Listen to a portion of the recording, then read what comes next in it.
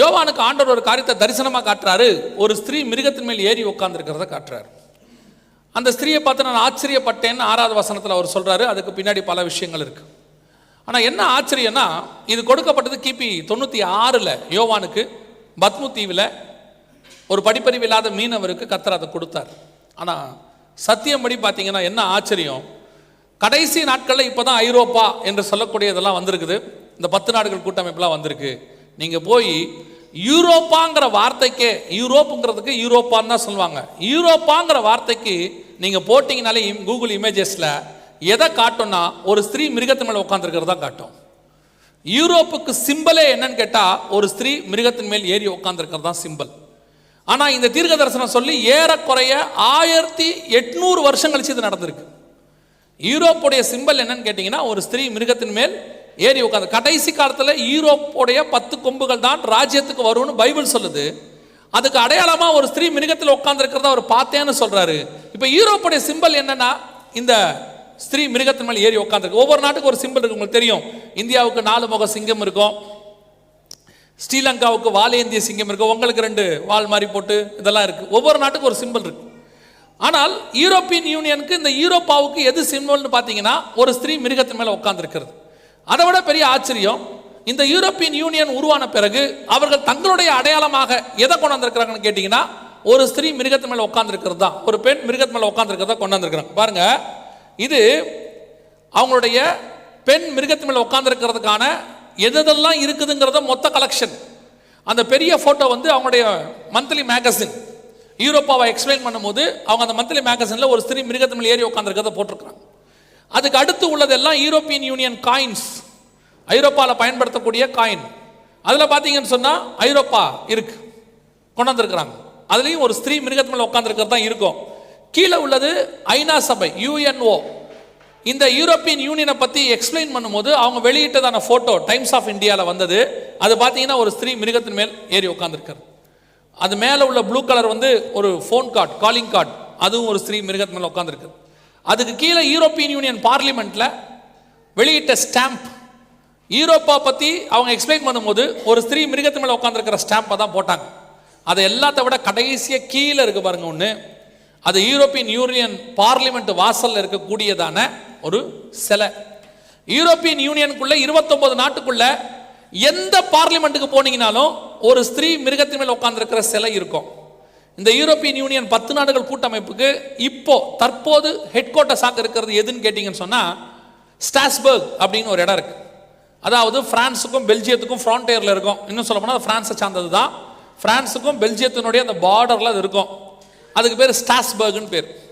இந்த யூரோப்பியன் யூனியனை பற்றி கொஞ்சம் படிக்கிறதுக்காக ஸ்டாஸ்பர்க் போன போது அந்த இடத்துல ஸ்டாஸ்பர்கில் ஒரு நாள் ஒரு ஊழியக்காரர் கூட்டிகிட்டு போனார். நான் அவர்கிட்ட சொன்னேன், என்ன ஸ்டாஸ்பர்க் கூட்டிகிட்டு போங்கன்னு சொன்னேன், நான் ஃப்ரான்ஸுக்கு ஊழியத்துக்கு போகும்போது.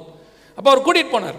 கூட்டிகிட்டு போய் யூரோப்பியன் யூனியன் பார்லிமெண்ட்டை பார்த்தபோது மிகுந்த ஆச்சரியம். என்னன்னு கேட்டிங்கன்னா அந்த பார்லிமெண்ட் வாசலில் இப்படி ஒரு சிலை இருக்குது, ஒரு ஸ்திரீ மிருகத்தின் மேல் ஏறி உட்கார்ந்து இருக்கிற சிலை.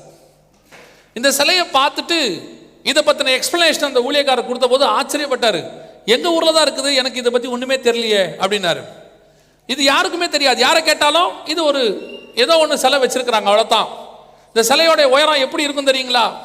இந்த சிலையோடைய உயரம் நான் போய் பக்கத்தில் நின்னா அந்த ஸ்திரீயோடைய கால் வந்து எனக்கு தலைக்கு மேலே இருக்கும். அந்த மிருகம் அவ்வளோ பெருசு இருக்கும், அங்கே தான் இருக்கும், அவ்வளோ பெருசு இருக்கும். அந்த ஸ்திரீயை பார்த்து யோவான் சொல்றார் 17ஆம் அதிகாரத்தில், அவர்கள் பரிசுத்த, அந்த ஸ்திரீ பரிசுத்தவான்கள் ரத்தத்திலும் இயேசுவை பற்றின சாட்சியிலும் வெறி கொண்டிருக்கிறது. அப்படிதானே இருக்குது, ஆக்ரோஷமா இருக்குமா. எனக்கு பெரிய ஆச்சரியமே என்னன்னா, இந்த சிலையை ஒரு 2-3 இடத்துல யூரோப்பியன் யூனியன்ல இருக்கு, எங்க பார்த்தாலும் அந்த சிலை நார்மலா இருக்காது, கோவமா தான் இருக்கும். தமிழ்நாட்டில் ஒரு சிலை வச்சிருந்தாங்க, கண்ணகி சிலைன்னு, அது பார்க்கறதுக்கு கோவமா தான் இருக்கும். அந்த சிலை வந்து எப்போ நீதி கேட்குற மாதிரி இருக்கும், கோவமா. இந்த சிலையை பார்த்தீங்கன்னா எந்த இடத்துல போய் பார்த்தீங்கன்னாலும் அந்த முகத்தில் வந்து ஒரு சாந்தமே இருக்காது, ஒரு கோவமா இருக்கிற மாதிரியே இருக்கும் இந்த சிலை. இது யூரோப்பியன் யூனியன்ல இருக்குது. இது வந்து European யூனியன்ல Strasberg parliament, main parliament வாசல்ல இருக்கும், நீங்க போனா பார்க்கலாம். அதுலயும் ஒரு பெரிய ஆச்சரியம் என்னன்னா, அந்த சிலைக்கு பின்னாடி பின்பக்கத்தை பாருங்க, கால் இருக்காது. முன்னாடி தான் 2 கால் இருக்கும், பின்னாடி 2 கால் இருக்காது. காலுக்கு பதிலாக என்ன இருக்கும்னா 10 ஸ்ட்ரைப்ஸ் இருக்கும், 10 வரிகள் இருக்கும். அதை எண்ணி பார்த்தீங்கன்னா கரெக்டாக 10 இருக்கும். யூரோப்பியன் யூனியன்ல 28 நாடு இருக்குது. இவங்க ஏன் அந்த 10 வரி கொடுத்துருக்காங்க? கரெக்டாக நீங்கள் அதை பார்த்தீங்கன்னா 10 தான் இருக்கும். எண்ணி பார்த்தீங்கன்னா அந்த பாஸ்டர்கிட்ட சொன்ன இதை எண்ணுங்க 10 இருக்குது பாருங்க. இது ஏன் 10 இருக்குது? வேற ஒண்ணுமே இல்லை. பைபிளில் கடைசியாய் 10 ராஜாக்கள் மிருகத்தினுடைய காரியங்கள் நடக்கும்னு பைபிள் சொல்லுது. சொன்னபடி நம் கண்களுக்கு முன்பாக 10 ராஜாக்கள், வெஸ்டர்ன் யூரோப்பியன் யூனியன் என்று சொல்லக்கூடிய 10 ராஜாக்கள் நம் காலத்தில் எழும்பி வந்து விட்டார்கள். அவருடைய அடையாளம் பூமியிலே வந்து விட்டது. தாங்கள் தான் அவர்கள் என்பதை அவர்கள் 100% நிறைவேற்றி விட்டார்கள். ஒரு ஸ்திரீ மிருகத்தின் மேல் ஏறி விட்டது. வெளிப்படுத்தல் 17:3 நம் கண்களுக்கு முன்பாக 100% ஆமென்றும் ஆமேன் என்றும் நிறைவேறி விட்டது. வெளிப்படுத்தல் 17:3 உலகம் போயிருச்சு. கடைசி ராஜாக்களுடைய காலங்கள் நம் கண்களுக்கு முன்பாக எழும்புறதுக்கான ரெடி ஆயிருச்சு. நாம எங்க இருக்கிறோம்? அதான் ரொம்ப முக்கியம். இந்த எவிடன்ஸ் எல்லாம் எதுக்காக உங்களுக்கு சொல்றோம் அப்படின்னு கேட்டா, எங்ககிட்ட எவிடன்ஸ் இருக்குது, ப்ரூஃப் இருக்கு அப்படிலாம் இல்லை. ஒரே நோக்கம், இதெல்லாம் வருது, அதுக்கு முன்னாடி இயேசு வர போறாரு, ஆயத்தப்படுங்க. அதான் ஒரே லைன். இந்த கூட்டத்தினுடைய 6 நாள் நீங்க வந்தீங்கன்னாலும் 6 நாள் எல்லாத்தினுடைய ஒரு மைய கருத்து ஒரே லைன் என்னன்னா, எது நடந்தாலும் சரி அவைகளுக்கு முன்பாக நம்ம மீட்கும்படி இயேசு வர போகிறார். அதுக்கு தான் இவ்வளவும் உங்களுக்கு காட்டுது. அப்ப நாம எங்க இருக்கிறோம்? பிசாசு வெளிப்படுத்தல் 17:3 உலகம் போயிருச்சு. லாஸ்ட் கிங்ஸ் போயிட்டாங்க. நாம எங்க இருக்கிறோம்? இப்ப நாம இன்னும் 3ஆம் அதிகாரத்திலே உட்கார்ந்துருக்கிறோம். வெளிப்படுத்தல எந்த இடத்துல இருக்கிறோம்? இதோ நான் வாசப்படியில் நின்று கதவை தட்டுகிறேன். ஒருவன் என் சத்தத்தை கேட்டு திறந்தால் நான் அவனோடு கூட போஜன பந்தி இருப்பேன். இன்னும் நாம் உட்காந்து சாப்பாட்டிலே தான் இருக்கிறோம். ஆண்டவர் வருவாரா? ஆசீர்வதிப்பாரா? பலிகி பெருகுவோமா? இன்னும் எப்போ கிடைக்கும்? ஆண்டவர் என்ன கொடுப்பாரு? உங்களையும் என்னையும் பிசாசு அழகா என்ன பண்ணிட்டான்? ஆசீர்வாதத்துக்கு நேரம் திருப்பிட்டான். அவன் 17ஆம் அதிகாரத்துக்கு ரெடி பண்ணிட்டான். உங்களை 3ஆம் அதிகாரம் விட்டு தாண்ட விடாம பத்திரமா பார்த்துக்கிறான். உங்களுக்கு ஏற்ற மாதிரியே சில ஊழியங்களும் கடைசி காலத்தில் வந்துருச்சு. உங்களை நல்ல கூலா வச்சுக்கிறாங்க. எப்படி? உங்களை லைட்டா வச்சுக்கிறாங்க. இப்போ ஒருத்தர் நீங்க சொன்னாரு, நான் ஒரு இடத்துக்கு போயிருந்த போது பிரசங்கம் பண்ணி முடிக்கும் போது அந்த பாஸ்டர் சொன்னாரு, பாஸ்டர் நீங்க ரொம்ப ஸ்ட்ராங்கா பேசுறீங்க, கொஞ்சம் லைட்டா பேசுங்கன்னாரு. நான் சொன்னேன், நம்ம 2 பேரும் டீ கடை வைப்போம், ஊழியத்தை விட்டுருவோன்னு. ஏன் அப்படி சொல்றீங்கன்னாரு, டீ கடையில தான் லைட்டு ஸ்ட்ராங்கெல்லாம் இருக்கு. சபையில ஏது லைட்டு ஸ்ட்ராங்கு? சபையில ஒரே சத்தியம் தான், அது டபுள் ஸ்ட்ராங்கு. அங்க லைட்டுக்கு வேலையே இல்லை. இன்னைக்கு கடைசி காலத்தில் ஊழியக்காரன் வந்து உங்களை ஜாலியா வச்சுக்க நினைக்கிறான். Entertainment. The church is not the place of entertainment. Church is the place of transformation. இது உன்னை உருவாக்குற இடம். என்ன இதுக்கு காரணம் யாருன்னா நீங்க தான். நீங்களும் அந்த மாதிரி கூட்டத்துக்கு தான் போறீங்க. அந்த மாதிரி கூட்டத்துக்கு அலை கடலன்னு திரண்டு வாரீர். எல்லாம் அப்படிதான். ஒருத்தன் ஆடுறான், ஒருத்தன் வர்றான், ஆடுறவன் வரான்ட்டான கூட்டத்தோட போய் கும்பலா உட்காந்து நீங்களும் ஆடுறீங்க. முதல்ல தெரியணும், சத்தியம் பேசாத இடத்துக்கு போக கூடாதுங்கிறத அறிவு உங்களுக்கு வரணும். அந்த இடத்துக்கு நீங்க என்ன பண்றீங்க? கூப்பிட்டாங்க, நம்மளும் போய் உட்காந்து பார்ப்போம். அப்புறம் பார்த்துட்டு நீங்களே வந்து குறை, என்ன குறை? அவங்க என்ன இப்படியெல்லாம் ஆடுறாங்க, அப்ப நாளைக்கு போக மாட்டீங்களா? இல்ல நாளைக்கு போவாட்டி பாஸ்டர் கோச்சுப்பாரு. அப்ப உருப்படாம போறது யாருன்னா நீங்க தான். நீங்க மாத்திரமல்ல, நீங்க ஒரு கூட்டத்தை உருப்படாம ஆக்கிட்டு இருக்கிறீங்க. சத்தியம் பேசாத கூட்டத்துக்கு நீங்க போகாம நிறுத்தி சேரு காலியா இருந்தா அடுத்த வாட்டி அவன் வரும்போது கண்டிப்பா சத்தியம் பேசுவான். ஏன்னா சத்தியம் பேசாட்டி போக ஜனங்க வரமாட்டாங்க. மஸ்ட் ஆகிடணும். பைபிளை எடுத்து பாருங்க. இன்னைக்கு வரக்கூடிய ஊழியக்காரர்ல 90% எவன் கையிலையும் பைபிளே கிடையாது. காரணம், நீங்களும் பைபிள் எடுத்துட்டு வர மாட்டீங்க, உங்களுக்கு வரவனும் பைபிள் எடுத்துட்டு வர மாட்டேங்கிறான். அதான் காரணம். இவ்வளவு எவிடன்ஸ் பார்க்கறது உங்களை பரலோகத்துக்கு கூட்டிட்டு போகாது. இது இன்னைக்கு இந்த எவிடன்ஸ் இருக்கு, இதை விட நாளைக்கு அப்டேஷன் ஒன்று வரும். ஆனா அப்டேஷனே ஆகாம உங்களை கொண்டு போறது ஒண்ணு பைபிள் வசனம் மட்டுமே. நீங்க இப்ப அதை விட்டுறீங்க. சபையை இப்படி எப்படி ஆக்கி வச்சிருக்கீங்கன்னு கேட்டீங்கன்னா, ஒரு நல்ல ஒரு ரெக்ரியேஷன் பிளேஸ், என்டர்டைன்மெண்ட் பிளேஸ், நல்ல ஜாலியா இருக்கணும், வந்துட்டு போகணும், சந்தோஷமா வந்துட்டு சந்தோஷமா போகணும். அதுக்கு சர்ச்சு லாய்க்கு இல்லை, சினிமா தியேட்டர் தான் லாய்க்கு. இல்லைன்னா ஷாப்பிங் மால் தான் கரெக்ட். ஜாலியா வந்துட்டு ஜாலியா போறதுக்கு. இது ஜாலியா போற இடம் இல்ல. நீங்க வந்தீங்கன்னா உங்கள் பாவத்தை உணர்த்தி குத்தி உன் இருதயத்தை குத்துண்டவதாய் மாத்துவதுக்கு தான் திருச்சபை ஆண்டவர் வச்சிருக்கிறார். இருதயத்துல குத்தப்பட்டவனா மாறணும், அதுக்கு தான் சபை. வந்தா மாதிரியே நீங்க திரும்பி போனீங்கன்னா உங்ககிட்ட இல்ல, சர்ச்சில் ப்ராப்ளம் இருக்கு. வந்த மாதிரி போக கூடாது. ஒரு ட்ரெஸ்ஸ லாண்ட்ரிக்கு போட்டோம்னா போட்ட அழுக்கோட திருப்பி வந்தா லாண்ட்ரிக்காரன் சரியில்லைன்னு அர்த்தம். ஒரு பேஷண்ட் ஹாஸ்பிட்டலுக்கு போயிட்டு அதே மாதிரி திருப்பி வந்தா டாக்டர் சரியில்லைன்னு அர்த்தம். அனுப்பின பிள்ளை படிக்காம அதே மாதிரி திருப்பி வந்தா ஸ்கூல் சரியில்லைன்னு அர்த்தம். வந்த மாதிரியே விசுவாசி திருப்பி வந்தா சபை சரியில்லைன்னு அர்த்தம். மாறணும், வளரணும், இங்க உருவாகணும். அதுக்கு தான் கர்த்தர் சர்ச் வச்சிருக்கிறார். அல்லேலூயா. நீங்க ரெடி ஆயிட்டீங்கன்னா எல்லாமே ரெடி ஆயிரும். நீங்க வசனம் கேட்கறதுக்கு தயாராகணும். வசனம் பேசாதவன ரிஜெக்ட் பண்ணணும். வசனம் பேசி கேட்கறன்னு சொல்லணும். ஆடுறவனையும் ஓடுறவனையும் நீங்க தான் நிறுத்த முடியும், அவன் நிறுத்த மாட்டான். நீங்க என்ன பண்றீங்க? எவன் கூப்பிட்டாலும் போய் கும்பலா உட்காந்துருக்கீங்க. இப்போ உங்களை திருப்பி இன்னும் தள்ளி தள்ளி தள்ளி கொண்டு வந்து 3ஆம் அதிகாரத்துக்கு நிறுத்திட்டாங்க. வாக்கு தத்துவம், ஆசீர்வாதம், இதெல்லாம் யாரு இல்லைன்னா நாங்க சொல்றது ஒன்னே ஒண்ணுதான். நீங்கள் ஆசீர்வதிக்கப்பட்டு நீடித்த ஆயுசோடு கர்த்தர் வச்சிருப்பாரு. நாங்க இல்லைன்னே சொல்லலையே. நீடித்த ஆயுசு எப்படி வரும்னு சொல்லுன்னு தான் சொல்றோம்.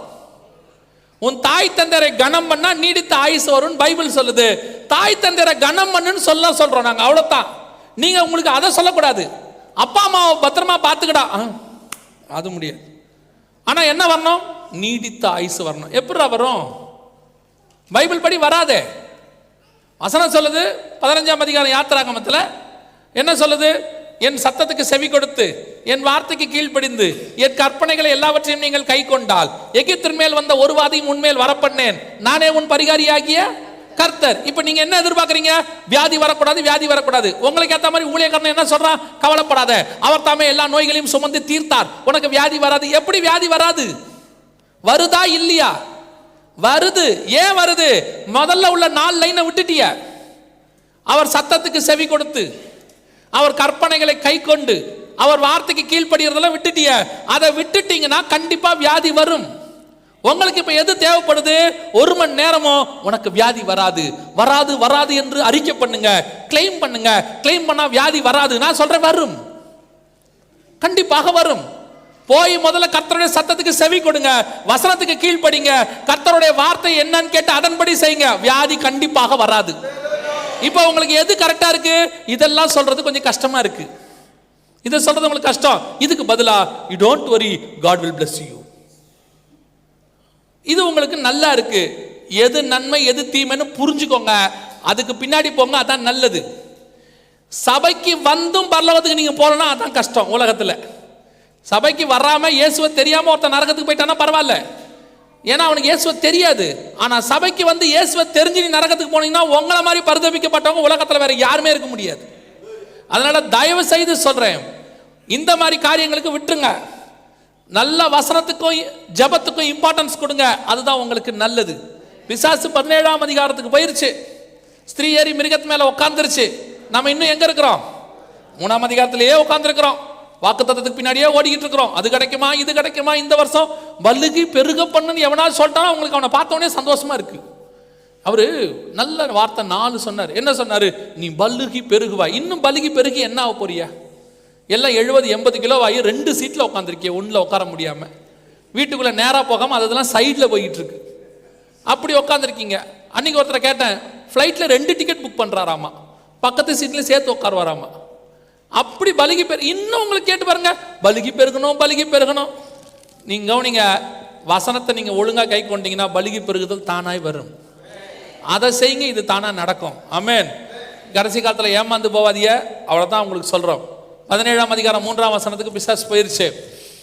இந்த செய்தியை கொடுக்கும்போது ஒரு போதகர், அவர் வந்துட்டு ஐரோப்பா முழுக்க டிராவல் பண்ணியிருக்கிறாரு. டிராவல் பண்ணவர் இந்த மாதிரி ஒரு சிலையை பார்த்துருக்கிறார். எல்லா இடத்திலும் பார்த்துட்டு வந்து என்கிட்ட சொன்னார், உங்கள் செய்தியை கேட்குற வரைக்கும் இந்த சிலை ஏன்னு எனக்கு தெரியவே இல்லை. அவர் வந்துட்டு மீட்டிங்கில் காங்கிரிகேஷனில் சாட்சி சொன்னார், இந்த சிலையை நான் எல்லா ஐரோப்பாவிலையும் பார்த்துருக்குறேன், ஆனால் இது ஏன் அந்த சிலை இருக்குதுன்னு சொல்லி எனக்கு தெரியாது. இப்போ தான் தெரியுது. வேதத்தினுடைய தீர்க்க தரிசனம் கடைசி காலத்தில் வெளிப்பாடு 17:3 ஸ்திரீ ஏறி மிருகத்தின் மேல் என்ன செஞ்சிருச்சு? உட்கார்ந்துருச்சு. கர்த்தர் சொன்ன இடத்துக்கு நம்ம வந்துட்டோம். 100% தீர்க்க தரிசனம் நம்முடைய காலத்தில் ஆம் என்றும் ஆமேன் என்றும் நிறைவேறி விட்டது. அல்லேலூயா. இனி காலம் கண்டிப்பாக செல்லவே செல்லாது. கர்த்தருக்கு சித்தமானால், நான் சொல்றது நமக்கு தெரியாது, அவர் வரும் நாளாகிலும் நாளிகையாகிலும் பிதா ஒருவரை தவிர மற்ற ஒருவனும் அறியான்னு பைபிள் தெளிவாக சொல்லுது மத்திய 24:36. ஆனால் கர்த்தருக்கு சித்தமானால் நம்முடைய காலத்தில் அவருடைய வருகை வருவதற்கு நிறைய வாய்ப்பு இருக்கிறது. ஏன்னா நாங்கள் பார்க்குற வரைக்கும் இந்த ஜென்ரேஷனில் நிறைவேறுற மாதிரி தீர்க்க தரிசனங்கள் வேதத்தில் உள்ளது எந்த ஜென்ரேஷனில் நிறைவேறல. ஏறக்குறைய ஒரு 16 வருஷமாக இந்த ஃபுல் டைம் மினிஸ்ட்ரி செய்கிறோம். ஒரு 22 வருஷமா ஆண்டவருக்குள்ள, 24 வருஷமா ஆண்டவருக்குள்ள இருக்கிறோம். இந்த 27 வருஷமா, இந்த 27 வருஷத்துல நான் பார்த்த வரைக்கும் இந்த அளவுக்கு தீர்க்க தரிசனங்கள் எந்த காலத்துல நிறைவேறவே இல்லை. இப்போ ரொம்ப வேகமா நிறைவேறிக்கிட்டு இருக்குது. ஒவ்வொரு நாளும் ஆயத்தப்படுங்க, இனி கண்டிப்பாக காலம் செல்லாது. கடைசியாய் கர்த்தர் நமக்கு சொன்ன அந்த 17:3 நிறைவேறி விட்டது. இரண்டாவது வாசிங்க, 17ஆம் அதிகாரம் 5வது வசனத்தை வாசிங்க. வெளிப்பாடு 17:5 வாசிங்க. மேலும் ரகசியம் மகா பாபிலோன் வேசிகளுக்கும் பூமியில் உள்ள அருவருப்புகளுக்கும் தாய் என்னும் நாமம் அவள் நெற்றியில் எழுதியிருந்தது. இந்த ஐரோப்பியன் யூனியனை பத்தி ஆண்டவர் பேசும்போது அதை பார்த்து சொல்றாரு மகா பாபிலோன் அப்படின்னு சொல்றாரு. இதுக்கு ஸ்பிரிச்சுவல் மீனிங் நிறைய இருக்குது. ஸ்பிரிச்சுவல் மீனிங் நிறைய இருக்கு. யூரோப்பியன் யூனியனுக்கும் பாபிலோனுக்கும் என்ன சம்பந்தம் அப்படின்னு எடுத்தீங்கன்னா வசனத்துல நிறைய ஒத்துமை இருக்கு. உதாரணமா தானியேல் 2ஆம் அதிகாரத்துல ஒரு சொப்பனத்தை இவர் பார்க்குறாரு, நம்ம நேபுகாத் நேச்சார். அவர் பார்த்துட்டு அங்கே ஒரு சிலையை பார்க்குறாரு. அந்த சிலையை அவர் செய்கிறாரு. அந்த சிலையை செய்யும் போது பார்த்தீங்கன்னா அந்த சிலையை எல்லாரும் வணங்கணும்னு சொல்கிறாரு. வணங்காதவங்களை என்ன பண்ணார்? நெருப்பில் தூக்கி போட்டு கொலை பண்ணார். இதே காரியம் ஐரோப்பியன் யூனியனில் நடக்கும்னு பைபிள் சொல்லுது. வெளிப்படுத்தல் 13:15 மேலும் மிருகத்தின் சொரூபம் பேசத்தக்கதாகவும் மிருகத்தின் சொரூபத்தை வணங்காத யாவரையும் கொலை செய்யத்தக்கதாகவும். அப்படிதானே இருக்கு. இங்கேயும் சிலையை வணங்காட்டி கொலை, அங்கேயும் சிலையை வணங்காட்டி கொலை. ரெண்டாவது, அந்த 3ஆம் அதிகாரம் தானியேல் புஸ்தகத்தை நீங்க வாசிச்சீங்கன்னா 1வது வசனத்திலையும் 4வது வசனத்திலையும் பார்த்தீங்கன்னு சொன்னா 60 முழ உயரம் 6 முழ அகலம் அப்படின்னு இருக்கும் சிலையுடைய சைஸ். 4வது வசனத்துல 6 வாத்தியங்கள் இருக்கும். கட்டியக்காரன் உரத்த சத்தமாய் கூப்பிட்டு அப்படின்னு இருக்கும். அதுல பாத்தீங்கன்னா 6 வாத்தியங்கள் இருக்கும். அந்த பாட்டு வாசிங்க, அந்த வாத்தியங்களை வாசிங்க. கட்டியக்காரன் உரத்த சத்தமாய் சகல ஜனங்களும் ஜாதிகளும் பாஷைக்காரரும் ஆனவர்களே, உங்களுக்கு அறிவிக்கப்படுவது என்னவென்றால் எக்காளம் 1, நாகசுரம் 2, கின்னரம் 3, வீணை 4, சுரமண்டலம் 5, தம்புரு 6 முதலான சகல 6 வாத்தியங்கள் இருக்கும். கரெக்டா அந்த 3-4 வசனத்துக்குள்ள மட்டும் 3-6 இருக்கும். 60-6-6 மொத்தம் 3-6 இருக்கும். கரெக்டா வெளிப்படுத்தின விசேஷம் 13ஆம் அதிகாரம் 18ஆம் வசனத்துல வாசிச்சீங்கன்னா புத்தியுடையவன் கணக்கு பார்க்க கடவன், அது மனுஷனுடைய இலக்கமாக இருக்கிறது, அதனுடைய இலக்கம் 666. கணக்கு பார்த்தா 666 வரும்னு அங்க இருக்கு. இங்க பார்த்தா கணக்கு பார்த்தா 3-6 இருக்கும். கரெக்டா எங்க 3ஆம் அதிகாரம் தானியேல் புஸ்தகத்துல. பாபிலோன் அங்க இருக்கிறது நேபுகாத் நேச்சாருடைய பாபிலோன் சாம்ராஜ்யம். இங்க இருக்கிறது வரப்போற ஐரோப்பியன் யூனியனை பத்தின தீர்க்க தரிசனம். ரெண்டும் கரெக்டா இருக்கும். இதெல்லாம் வசனத்துல உள்ளது. இப்போ நம்ம காலத்துல என்ன பண்ணி வச்சிருக்கிறாங்க அப்படின்னு கேட்டா, ஐரோப்பியன் யூனியன்காரங்க என்ன பண்ணியிருக்கிறாங்க அப்படின்னு கேட்டீங்கன்னு சொன்னா, வேதம் சொல்லுது வெளிப்படுத்தல் 17:5 மகா பாபிலோன் வேசிகளுக்கும் பூமியில் உள்ள அருவருப்புகளுக்கும் தாய் என்னும் நாமம் அப்படின்னு இருக்கு. இப்போ ஐரோப்பியன் யூனியன்ல அவங்களோட ஹெட் குவார்ட்டர்ஸ் ஸ்ட்ராஸ்பர்க்ல ஒரு ஹெட் குவார்ட்டர்ஸ் கட்டியிருக்கிறாங்க. அந்த ஹெட் குவார்ட்டர்ஸை பார்த்தீங்கன்னு சொன்னா அப்படியே பாபேல் கோபுர வடிவில் கட்டியிருக்கிறாங்க. பாபேல் கோபுரம் இப்படி தான் இருந்துச்சானா நமக்கு தெரியாது. பாபேல் கோபுரம் இப்படி தான் இருந்துச்சுன்னு அகழ்வாராய்ச்சியில் தோண்டி எடுத்து அவங்க ஒரு படம் வரைஞ்சிருக்கிறாங்க. இப்படிதான் இருந்திருக்கும் அப்படின்னு சொல்லி அவங்களுக்கு ஒரு கற்பனை. அந்த ஆர்கியாலஜியில பாபேல் கோபுரம் இருந்த இடத்துல சினையார் தேசம், அதாவது ஈராக்ல தோண்டி அவங்க பார்த்தபோது இந்த ஷேப்ல தான் இருந்திருக்கும்னு சொல்லி அவங்க பாபேல் கோபுரத்தை வரைஞ்சிருக்கிறாங்க. இப்போ ஸ்ட்ராஸ்பர்க்ல கட்டி இருக்கிறதான யூரோப்பியன் யூனியன் பார்லிமெண்ட்டை பார்த்தீங்கன்னா த சேம் அன்பினிஷ்டு கன்ஸ்ட்ரக்ஷன் அப்படின்னு சொல்லுவாங்க. பாதி கட்டி முடிக்கப்படாத கட்டடம் அதே மாதிரி இருக்கும். இது என்ட்ரன்ஸ், இது ஒரு என்ட்ரன்ஸ் அந்த பார்லிமெண்ட்டுக்கு. இதுக்கு சைட்ல ஒரு வழி இருக்கு, அந்த வால் பக்கத்துல ஒரு வழி இருக்கு. நீங்க அது வழியா போய் இதே பார்லிமெண்ட்டை பார்த்தீங்கன்னு சொன்னா, இல்லைன்னா இன்டர்நெட்ல இருக்கு, நீங்க போய் பாருங்க. நீங்க எலிவேஷன்ல போட்டு கொடுத்துருப்பாங்க, உங்களுக்கு எல்லாமே இருக்கும். பார்த்தீங்கன்னா அப்படியே இந்த போட்டோ எப்படி இருக்குதோ இதே ஷேப்ல இருக்கும். அது அதே ஷேப்ல இருக்கும். இது மட்டும் இல்ல, இந்த பார்லிமெண்ட்ல இருக்கக்கூடியதான நம்ம ஊர்ல சபாநாயகர் ஸ்பீக்கர்னு சொல்லுவாங்க, அவரை கேட்டாங்க, இது பாபேல் கோபுர சைஸ்ல இருக்குது, இதே மாதிரி இருக்குது, நீங்க பாபேல் கோபுரத்தை வச்சு தான் கட்டினீங்களான்னு. அவங்க சொன்னாங்க அப்படிலாம் இல்ல, ஆனால் அப்படி இருந்தாலும் தப்பில்லை. ஏன்னா அன்னைக்கு பாபேல் கோபுரம் உலகத்துக்கு மைய பொருளாக இருந்தது, சென்டர் பாயிண்டா. இன்னைக்கு யூரோப்பியன் யூனியன் நாங்க சென்டர் பாயிண்டாக இருக்கிறோம், அதுல எந்த தப்பும் இல்லைன்னு சொல்லி அவர் அனௌன்ஸ் பண்ணார். நம் கண்களுக்கு முன்பாக கடைசி காலத்துல மகா பாபிலோனுடைய ரகசியம் ஒன்று நிறைவேற தொடங்கி இருக்கிறது. சரி, இது ஒன்றை மட்டும் வச்சுக்கிட்டு தான் இதை பாபிலோன் நம்ம சொல்றோமா அப்படின்னா அப்படி அல்ல. இப்போ நம்ம எப்படி மீட்டிங்க்கு நம்ம பேம்ப்ளெட்ஸ் போட்டோம், எல்லாம் போட்டிருக்கோம், போஸ்டர்ஸ் போட்டிருக்கோம்ல, அதே மாதிரி யூரோப்பியன் யூனியன் செமினாருக்கு அவங்க ஒரு போஸ்டர் போட்டாங்க. அந்த போஸ்டரில் அவங்களுடைய தீம், அவங்களுடைய மையப்பொருள் தீம் என்னங்கிறத அவங்க சொன்னாங்க. அதை எப்படி வெளிப்படுத்தி இருந்தாங்கன்னா, அந்த போஸ்டரில் பாபேல் கோபுரத்தை அவர்கள் போட்டிருந்தார்கள். அப்படியே அதே போட்டோ போட்டு அந்த பாபேல் கோபுரத்தினுடைய போஸ்டரை தான் அவங்க வெளியிட்டாங்க. வெளியிட்டுட்டு அந்த போஸ்டர் வந்த பிறகுதான் கடைசி காலத்தில் வர வேண்டியதான மகா பாபிலோன் அல்லது அந்த ரகசியம் இவர்கள் தான் என்பது வேதத்தை தியானிக்கிறவர்களுக்கு கிடைச்சிச்சு. வெளிநாட்டில் இது மாதிரிலாம் நிறைய மெசேஜ் கொடுக்குறவங்க இருக்கிறாங்க. அவர்கள் எல்லாருமே இந்த போஸ்டரை வச்சு இவங்க தான் அவங்க என்பதுக்கான பல காரியங்களை இந்த போஸ்டர்ல கண்டுபிடிச்சாங்க. அதில் பாருங்களேன், அதில் ஒரு அழகான ஸ்லோகன் போட்டிருக்கிறாங்க. என்ன ஸ்லோகன் போட்டிருக்காங்க தெரியுதா? Europe many tongues one voice. அதோட அர்த்தம் என்ன தெரியுமா? பாபேல் கோபுரத்தில் பல நாவுகள் இருந்தாலும் ஒரே பாஷை, மெனி டங்ஸ் ஒன் வாய்ஸ். ஆனால் இவங்க போட்டிருக்கிறது என்ன தெரியுமா?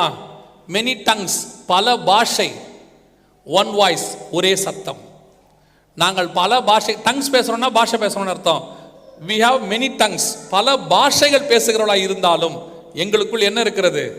ஒரு ஒன் வாய்ஸ், ஒரே எண்ணம் இருக்கிறது. நாங்கள் ஒரே சத்தத்தை எழுப்புகிறோம். இதைத்தான் வெளிப்படுத்தல் 17:13 ஆண்டவர் சொல்றாரு, வரப்போற கடைசியாக வரக்கூடிய அவர்கள் ஒரே யோசனை உள்ளவர்கள். கர்த்தர் சொன்னபடி துல்லியமாக வரவேண்டிய 10 கொம்புகள் நாங்கள் தான் என்பதை அவர்கள் அறிவித்து விட்டார்கள்.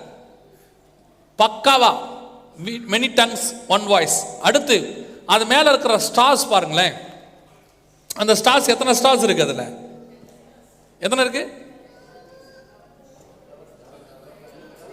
11 ஸ்டார்ஸ் இருக்கும். அதுல என்ன பெரிய ஆச்சரியம் தெரியுமா? இந்த பக்கம் 5, அந்த பக்கம் 5, நடுவில் ஒரு பெரிய ஸ்டார் இருக்கும். யாருன்னு கேட்டீங்கன்னா வெளிப்படுத்தல் 17:13 அப்படியே இருக்கும்.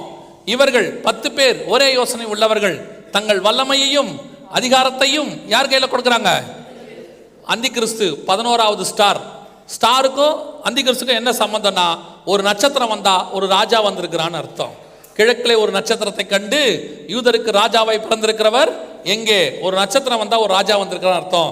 11 நட்சத்திரம் இருக்கு. அப்ப எத்தனை ராஜாக்கள்? 11 ராஜாக்கள். அதை நம்ம 7ஆம் அதிகாரம் தானியேல் புத்தகத்தில் வாசிச்சோம். என்ன சொல்லுது? அந்த 10 கொம்புகள் என்னவென்றால் அந்த ராஜ்யத்தில் எழும்பும் 10 ராஜாக்களாம், அவர்களுக்கு பின்பன் வேறொருவன் எழும்புவான். மொத்தம் 11 ராஜாக்கள். அதான் 11 ஸ்டார்ஸ். இவங்களுக்கும் யூரோப்பியன் யூனியனுக்கும் 11 ஸ்டார்ஸ்க்கும் சம்பந்தமே இல்லை. இவங்க 28 பேர் தானே, மெம்பர்ஸ் 28 பேர். ஏன் 11 போட்டிருக்கிறாங்க? கொஞ்சம் நீங்க அதெல்லாம் பார்க்கணும். நம்ம இன்னும் ஒரு கூட்டம் என்ன சொல்லிட்டு இருக்குது? இன்னும் காலம் செல்லும் காலம் செல்லும்னு. இல்லைங்க, இனி காலம் செல்றதுக்கெல்லாம் காலமே இல்லை. கர்த்தர் வெயிட் பண்றது சபைக்காக மட்டுமே. எல்லா தீர்க்க தரிசனங்களும் துல்லியமாய் நிறைவேறி இருக்கிறது. எரேமியா சொன்ன மாதிரி நேபுகாத்நேச்சர் வரப்போறான்னு சொன்னார். நோவா சொன்னாரு ஜலப்பிரளயம் வரப்போகுதுன்னு. ஜனங்கள் நிர்விசாரமாக எடுத்துக்கொண்டார்கள். நோவா காலத்தில் ஒருத்தனும் அதை ஏத்துக்கல. எரேமியாவை போட்டு அவன் அடிச்சான். ஆனா ஒண்ணு, நினிவே இதே காரியத்தை சொல்லும் போது நினிவே ஜனங்கள் அதை ஏற்றுக்கொண்டார்கள். நீங்க யோனா காலத்து ஜனங்களா நோவா காலத்து ஜனங்களாங்கிறத நீங்களே டிசைட் பண்ணிக்க வேண்டியதுதான். உங்கள் கண்களுக்கு முன்பாக அதே எச்சரிப்பு தான், அதே காஷன் தான் கொடுக்கப்படுது. விஷயம் ஒண்ணு தான், ஆனால் காலகட்டம் தான் வேறு. அன்னைக்கு ஜலப்பிரளயம், அன்னைக்கு அழிவு, இன்னைக்கு வரப்போகிற ஆபத்து நம் கண்களுக்கு முன்பாக தெளிவாக எழும்பி வந்து விட்டார்கள் 11 ராஜாக்கள்.